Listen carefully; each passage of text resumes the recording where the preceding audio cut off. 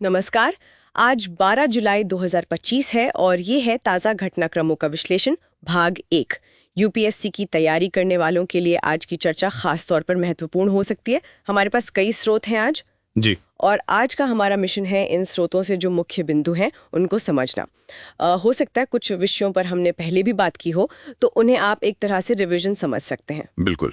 तो आज हम बात करेंगे भारतीय ज्ञान प्रणाली यानी आईकेएस पर, फिर नीति आयोग की एक रिपोर्ट है राज्य एस&टी परिषदों पर, और स्वास्थ्य सुविधाओं में वॉश की स्थिति, डब्ल्यूटीओ की चुनौतियां और भी कुछ अहम सुर्खियां हैं। कोशिश यही रहेगी कि सब कुछ सरल और स्पष्ट तरीके से सामने रखा जाए। ठीक है, तो चलिए शुरू करते हैं। पहली बात, भारतीय ज्ञान प्रणाली आईकेएस। उपराष्ट्रपति जी ने इसके पहले वार्षिक सम्मेलन में इसके महत्व पर काफी जोर दिया है। हाँ, और ये कोई नई चीज नहीं है, ये तो हजारों साल पुरानी हमारी बौद्धिक परंपरा है। सही। कला, संगीत, गणित, खगोल विज्ञान सब कुछ शामिल है इसमें। और भाषाएं भी तो कई हैं, संस्कृत, प्राकृत, तमिल, पाली। बिल्कुल, जैसे आयुर्वेद है, योग है, सूर्य सिद्धांत, नाट्यशास्त्र और शून्य समेत हमारी संख्या प्रणाली भी तो इसी का हिस्सा है। और याद कीजिए, प्राचीन भारत में तक्षशिला, नालंदा जैसे कैसे विश्व स्तरीय शिक्षा केंद्र थे। तो इसे संरक्षित करने की जरूरत क्यों है आज? देखिए, एक तो है मानसिक उपनिवेशीकरण, मतलब डीकोलोनाइजेशन ऑफ माइंड, अपनी जड़ों को समझना। दूसरा, इस ज्ञान को हाशिए पर जाने से रोकना, जैसे वो हल्दी पेटेंट का प्रयास हुआ था अमेरिका में। हाँ, याद है। और तीसरा, युवा विद्वानों को इससे जुड़ना जरूरी है। और हाँ, ये भारत की सॉफ्ट पावर भी तो बढ़ाता है। अंतर्राष्ट्रीय योग दिवस को ही देख लीजिए। बिल्कुल सही। और सरकार ने इसके लिए कुछ कदम उठाए भी है ना। जी हाँ, जैसे वो पारंपरिक ज्ञान डिजिटल लाइब्रेरी टीकेडीएल है 2001 से। अच्छा। फिर शिक्षा मंत्रालय में एक अलग आईकेएस डिवीजन ही बना दिया गया है, प्रोजेक्ट मौसम भी है। और कानूनी उपाय भी तो हैं, जैसे जैविक विविधता अधिनियम 2002। हाँ, वो भी इसी दिशा में एक कदम है। ठीक है, अब आते हैं नीति आयोग की रिपोर्ट पर। ये राज्य विज्ञान और प्रौद्योगिकी परिषदों, मतलब स्टेट एस&टी काउंसिल्स को लेकर है। जी। रिपोर्ट का नाम है राज्य एस&टी परिषदों को मजबूत करने के लिए रोड मैप, और लक्ष्य है 2047 तक विकसित भारत के विजन के तहत इन परिषदों को इनोवेशन का एक स्ट्रेटेजिक प्रवर्तक बनाना। लेकिन इसमें कुछ चुनौतियां भी बताई गई होंगी। हाँ, बताई हैं, जैसे कि पर्याप्त पैसा नहीं है, फाइनेंशियल रिसोर्सेज कम है, फिर कुशल मैन पावर की कमी है, और संस्थानों और इंडस्ट्री के बीच जो लिंकेज होना चाहिए वो कमजोर है। कुछ प्रशासनिक दिक्कतें भी हैं। ये तो काफी जानी पहचानी सी समस्याएं लगती हैं। सिफारिशें क्या हैं?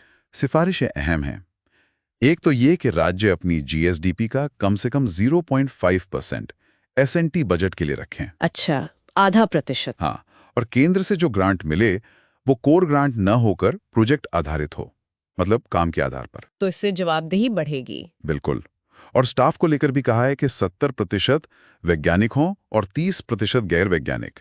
इंडस्ट्री के साथ सहयोग बढ़ाने पर भी जोर है। समझ गए। चलिए अब थोड़ा स्वास्थ्य और वैश्विक व्यापार की ओर चलते हैं। WHO और यूनिसेफ ने ये वॉश ट्रैकर जारी किया है। वॉश मतलब वाटर, सैनिटेशन एंड हाइजीन। जी हाँ, जल, स्वच्छता और हाइजीन, ये स्वास्थ्य सुविधाओं के संदर्भ में है। और चिंता की बात यह है कि रिपोर्ट कहती है केवल 17% देशों के पास ही इसके लिए पर्याप्त धन है। सिर्फ 17%? ये तो बहुत कम है। हाँ, और ये सीधे SDG 3 यानी अच्छा स्वास्थ्य और SDG 6 यानी स्वच्छ जल और स्वच्छता से जुड़ा है। भारत के लिए क्या कहा गया है? भारत के प्रयासों को सराहा गया है, जैसे स्वच्छ भारत मिशन, जल जीवन मिशन, नमामि गंगे, इन सब का सकारात्मक असर पड़ा है। ये अच्छी बात है। दूसरी तरफ विश्व व्यापार संगठन WTO में कुछ ठीक नहीं चल रहा है क्या? सुनाए यूरोपीय आयोग प्रमुख ने विकल्प तक का सुझाव दे दिया। हाँ, मामला थोड़ा गंभीर है। WTO का जो विवाद निपटान सिस्टम है, डिस्प्यूट सेटलमेंट सिस्टम, वो लगभग ठप पड़ा है। क्यों? क्योंकि उसका जो एपेलेट बॉडी है उसमें अमेरिका 2016 से ही जजों की नियुक्तियों को ब्लॉक कर रहा है। ओह। तो फैसले हो ही नहीं पा रहे। इसके अलावा और भी चुनौतियां हैं, जैसे ये माना जाता है कि WTO विकसित देशों के पक्ष में झुका हुआ है, निर्णय प्रक्रिया पारदर्शी नहीं है, और रीजनल ट्रेड ब्लॉक्स जो बन रहे हैं वो भी इसे कमजोर कर रहे हैं। तो भारत के लिए इसमें क्या भूमिका हो सकती है? देखिए, भारत ग्लोबल साउथ का एक प्रमुख नेता है, तो WTO सुधारों में भारत एक बहुत महत्वपूर्ण, एक रचनात्मक भूमिका निभा सकता है। आवाज उठा सकता है विकासशील देशों के लिए। सही। चलिए अब कुछ और सुर्खियों पर फटाफट नजर डाल लेते हैं। भारत ने आईएमओ से समुद्री घटनाओं की वैश्विक समीक्षा का आग्रह किया है। जी, अंतर्राष्ट्रीय समुद्री संगठन, खासकर खतरनाक कार्गो जैसे लिथियम आयन बैटरीज ले जाने वाले जहाजों के संबंध में। आईएमओ यूएन की एजेंसी है जो शिपिंग, सुरक्षा और समुद्री प्रदूषण रोकथाम देखती है। और मिजोरम में चकमा स्वायत्त जिला परिषद में राज्यपाल शासन लगाए। हाँ, चकमा एडीसी। ये एडीसी संविधान की 6ठी अनुसूची के तहत आते हैं। असम, मेघालय, त्रिपुरा, मिजोरम में आदिवासी क्षेत्रों के प्रशासन के लिए। ये प्रीलिम्स के लिए जरूरी हो सकता है। अच्छा, उधर तेलंगाना ने स्थानीय निकाय चुनावों में ओबीसी कोटा को 42% मंजूरी दी है। हाँ, अनुच्छेद 243D और 243T राज्यों को आरक्षण की अनुमति देते हैं। और शिक्षा मंत्रालय ने NEP 2020 के तहत 5 संकल्प पेश किए हैं। ये क्या है? ये 5 सिद्धांत हैं: next gen, multi disciplinary, innovative, holistic और भारतीय शिक्षा। NEP के कार्यान्वयन को दिशा देने के लिए। एक रक्षा खबर भी है। रक्षा मंत्रालय ने S-400 सिस्टम के MRO के लिए भारतीय फर्म को चुना है। ये वही सिस्टम है जो रूस से लिया है। हाँ, वही। भारत में इसे सुदर्शन चक्र कहते हैं। तो इसका मेंटेनेंस, रिपेयर, ओवरहॉल अब भारत में ही होगा। एक भारतीय कंपनी करेगी। आत्मनिर्भरता की तरफ एक और कदम। भारतीय रेलवे भी कुछ नया कर रहा है। AML आधारित मशीन विजन सिस्टम। जी, ट्रेन सुरक्षा बढ़ाने के लिए ये machine vision based inspection system MVIS है। इसके लिए DFCCIL के साथ MOU हुआ है। और केंद्र ने बाढ़ भूस्खलन राहत के लिए SDRF के तहत कुछ राज्यों को फंड जारी किया है। हाँ, असम, मणिपुर, उत्तराखंड को करीब 1000 करोड़ रुपए स्टेट डिजास्टर रिस्पांस फंड से। अगर आपदा गंभीर हो तो NDRF से अतिरिक्त मदद मिलती है। ED ने अवैध सट्टेबाजी ऐप्स पर भी कार्रवाई की है। जी, PMLA यानी prevention of money laundering act 2002 और पब्लिक गैम्बलिंग एक्ट 1867 के तहत।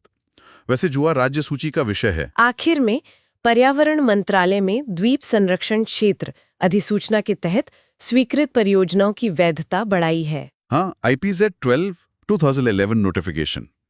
ये अंडमान निकोबार और लक्षद्वीप की इकोलॉजी की रक्षा के लिए है, जैसे मुख्य भूमि के लिए CRZ नियम है। तो ये थी आज की कुछ प्रमुख जानकारी सीधे विभिन्न स्रोतों से।